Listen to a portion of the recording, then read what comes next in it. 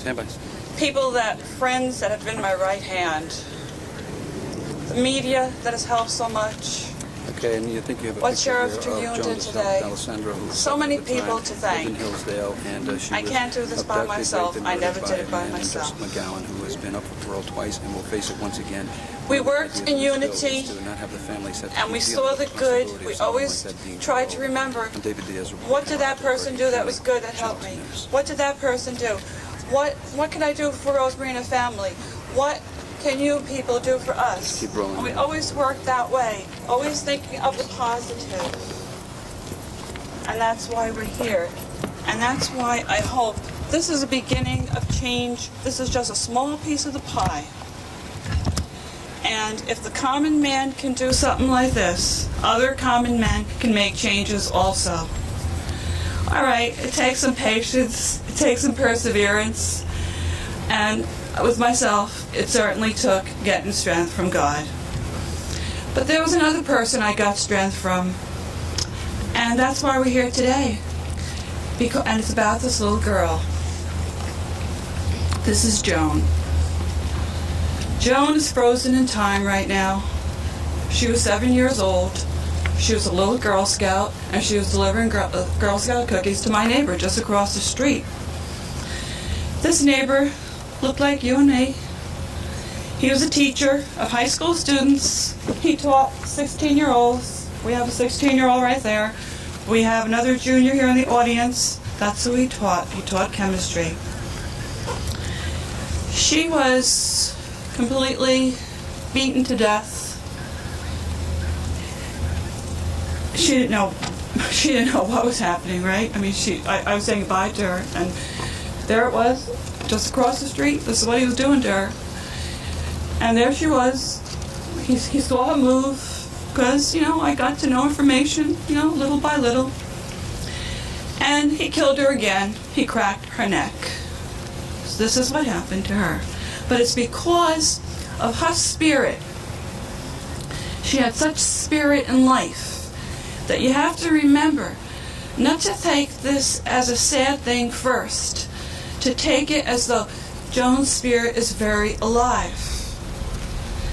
Now, the green ribbon that we're wearing, it means remember Joan today, so tomorrow's children will be safe.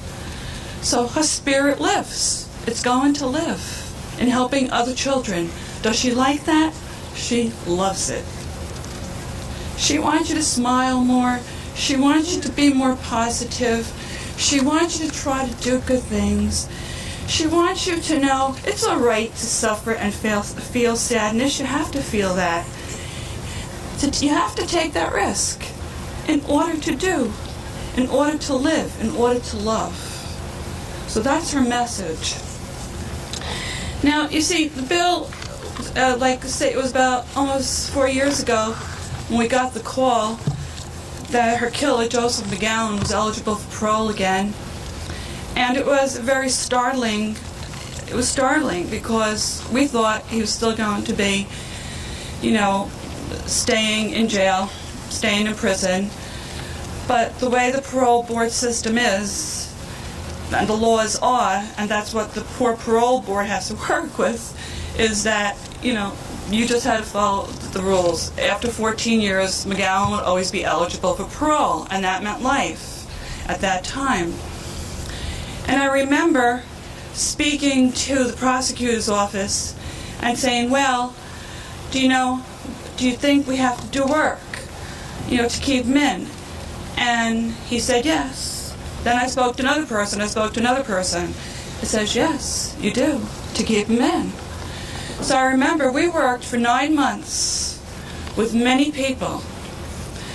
I mean, this affected my family. I remember people coming out and reaching out to us. I had, especially these two friends that became my friends. I didn't know them before this. They were my right hand.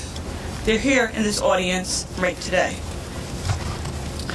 For them, I want to give a clap, okay?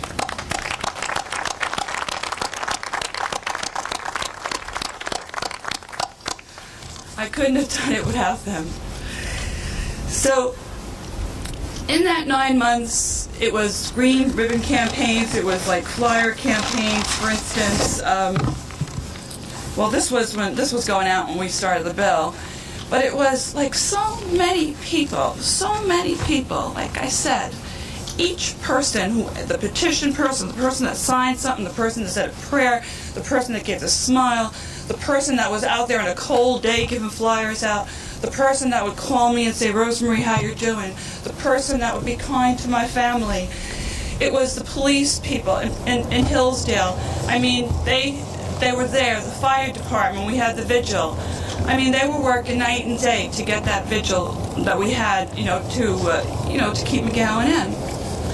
So 9 months later, the parole board gave him a term of 20 years. I mean, that was a big relief. And then what happened was I was getting all different signs, even in that period of 9 months and even after. And it seemed to me I was hearing Amanda and Megan being killed the same way. A year before that, little Davida. And a lot of little girls, we don't even know their names. They didn't get in the papers. And I said, oh my gosh, maybe we need to have, reach out, communicate for a change of laws that says no parole ever for these people. So this way, at least that person, for instance, now McGowan, he will always be eligible. In fact, April 15th, there's going to be, his lawyer is appealing to the appellate division court. Now, my family has to deal with that. There are many people supporting us with it. I mean, thank God for them. They're there. Rosemarie, you could do it. Rosemarie, this is what to do. Gee, how's Michael doing? How's Joan doing? How's Frank doing? But in the process, what I was going to say is the signs that were coming when I've seen the little girls being killed still. Then also we were looking to find out if there was anything we could find about McGowan's background. If there was anything else that he did. It was very hard to prove. But I remember going to someone's house with one of my friends, the two of us going, and this was a person that lived right near McGowan when he was growing up. And the person was elderly, and she welcomed us, and we went into her house and we spoke. And then we went into the living room, and I saw this pillow with this pillowcase. And I go, what? That was the pillowcase that Joan had on her bed the night before she died. So it was like, Ma, come on, let's go. We gotta get the bill going. That was her way of saying, come on, Ma, let's go. Now we gotta do it. So that's how it really got stirred up, those two reasons. It took 3 years of all of us working together to get to this point. I remember the people in the Senate. I remember the people in the Assembly, how their hearts went out when I would speak. Could see tears in their eyes. It was hard for them to listen to the story. And they were there with open arms. Her bill was passed unanimously in the Senate and in the Assembly. The amendment to the bill passed unanimously. Now, in this whole process, there were these people near us, and guess who they were? It was Senator Costco, it was Rose Heck, and Pat Roma was one of the sponsors also. And always there, I mean, with a hug, kiss, and, just there for us. In the way, they did their part. I remember Rose, such wonderful things. She gave me a little angel one time. So, if, I can mention all of you, I hope you understand this is a unity thing. So here we are today, and I'm very, honored. The first time I really got to talk to the governor, I feel like I know her. She likes the outdoors too. And so did Joan, and nature and so forth, just like me, because I love flowers, I love being outdoors, and it's just magnificent. It's so relaxing. And I meet her today, and this is unbelievable. I mean, it's still unbelievable. Imagine the ordinary person, and all of us, are just the common man. Look what we can do. And look what we could do. And look at her, like, her compassion, her sensitivity. And talking to the boys. I mean, she can associate because she's a mother, and she has the kids. And she was asking them, oh, what college are you picking? I mean, the usual question. And Mike would go, well, I don't know. And then John would say, Ma, should I give her a ribbon? What should I do? Yes. All of you that were part from the beginning, I have special friends here. And I see Toniel with her mint green. There, Toniel, hi. Hi.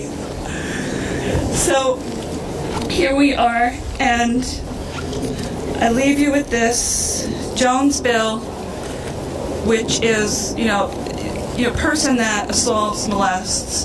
It could even be stalking and murder. Assault, molest means a lot of things. And that person will justly be punished. He will die in prison. Therefore, we will not have to worry about other children being killed by that person. Maybe this can deter crime, we hope, right? I could see it deterring crime. And then, do you know what? None of the families will have to go through the appeals like we have to go through. I mean, we can't even put it to rest. So that's what I want. I don't want the families to have worry about the appeals. It's very hard for the mother first, I think, because it's a mother. But it's very hard for the rest of the family. Everybody is affected. But remember, we're always talking first about the primary victim. We're the secondary victims. It's she who we have to be thankful for. And I say thank you to all of you, and God bless you, and God thank you.